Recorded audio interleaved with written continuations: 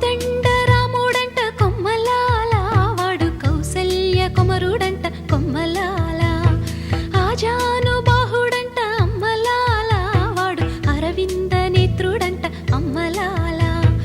రమణీయలామకు తగ్గ చూడువాడేనని రహదారులన్నీ చెప్పుకోగా విని, కళ్యాణ రామయ్యను కన్నులార చూడాలని కలిగి సీతమ్మ వేచే